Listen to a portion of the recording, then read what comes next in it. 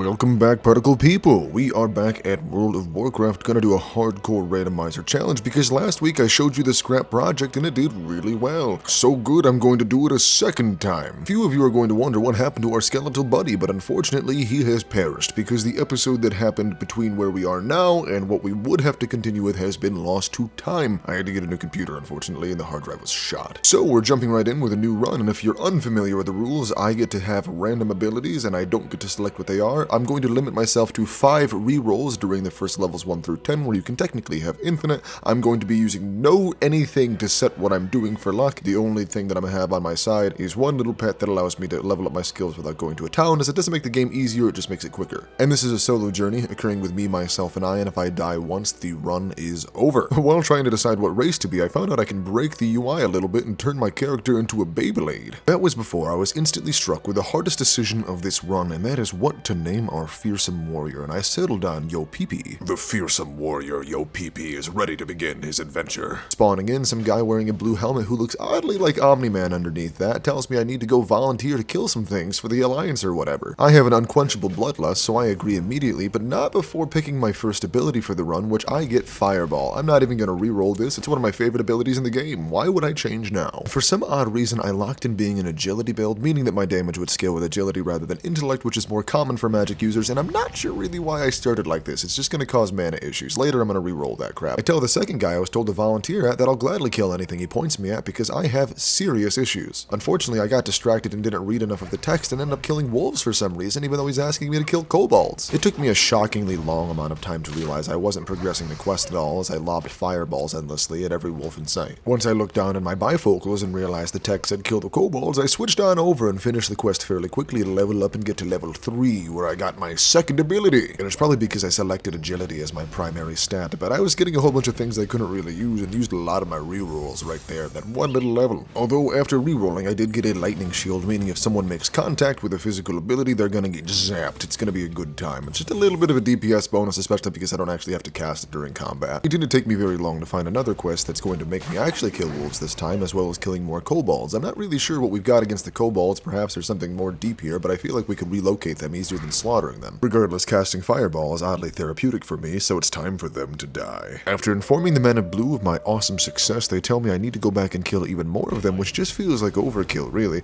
as well as go snatch some scarves from some bandits in the south. And while hunting down those scarves from the ne'er-do-wells in the vineyard, I found that there was a line for the restroom, and I will take advantage of the fact that they all must poop, and I will kill them one by one. Dying filled to the brim of the dookie must be the worst way to go. One nice thing about this version of WoW is they include loot boxes whenever you go ahead and do a quest. Not the kind you have to pay for, just the kind that help you along. These things can include reroll scrolls to change your abilities as well as some sick gear. That's how I've got my nice blue boots and my crazy red pauldrons. That's what they're called, right? The shoulder guards? I don't know, I'm not gonna Google it. Now that I'm looking swagalicious, I level up once more, and this time I learn Shadow Word Pain. This does a small amount of damage over time, and it's actually really nice for prolonged combat. However, Fireball just does too much damage to justify using a global cooldown on it, so probably just gonna sit on the hotbar for the most part. And because I never really play a human, I totally forgot that a lot of these quests have counterparts that happen in the same area, so I was supposed to get grapes from another quest and I didn't do it, so I had to go back and do it again.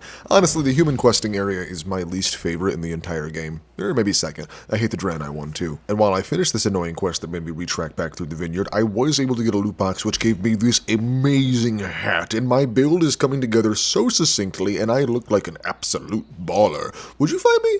I want to fight me. Yopepe is the best. I'm very quickly regretting the name of this character. This is going to be a shocking update, but my very next quest is telling me to go deep into the mines, and you're never going to guess what? It's to kill more kobolds. These poor little rat men. They're getting eviscerated, but time to have a barbecue. Inside the cave, I didn't really find that many of them initially, and there was a dead player here, so I'm wondering if they did some kind of weird culty stuff. Nevertheless, once they do respawn, I go ahead and clear them out, and that pretty much concludes the basic starting area, and I need to begin moving to Goldshire. I may be only level 7, but I have a pretty solid set for going for an intellect build with my Fireball, Shadow Word Pain, as well as my Lightning Shield. I think I'm pretty set to move forward.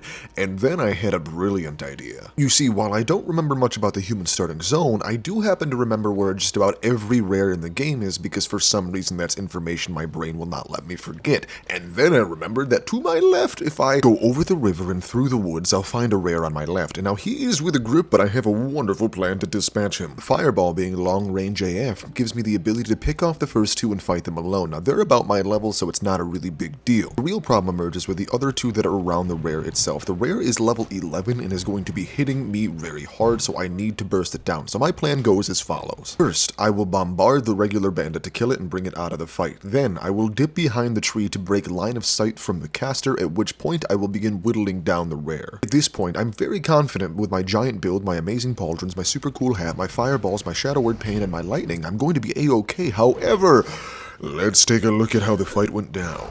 Phase 1 and 2 going off without a hitch. Here I was able to take out that first bandit no problem and then successfully dip behind the tree. The rare is now on top of me, but that's okay. I'm going to start DPSing him down while breaking line of sight with the mage, and I missed a fireball. This said, I'm starting to notice that my health bar is dropping rapidly and I need to get the hell out of here before the run is absolutely gone already at level 7. This was a terrible plan. And then I make another mistake by running back the way I came instead of heading to the furthest area where they would disconnect from me and stop following, meaning that the mage was able to line up a perfectly good shot of a frostbolt, slowing me down, leading to my imminent demise. Yopepe has fallen. He was a valiant warrior who did everything he could to survive in this world, besides making some questionable choices about taking out a high-level rare.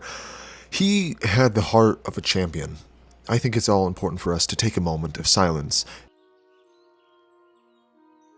Thank you for your silence. I really do appreciate that. Mourning the loss of Yopepe is something that's going to take a toll on all of us, I'm sure. However, mostly on me, as I was Yopepe. You might be wondering what happens next. I'm going to do another run, and this time hopefully I won't be so dim-witted to attack a rare when it is above my level and surrounded by ads. However, you might be wondering, when is that going to happen? That's going to be next Sunday.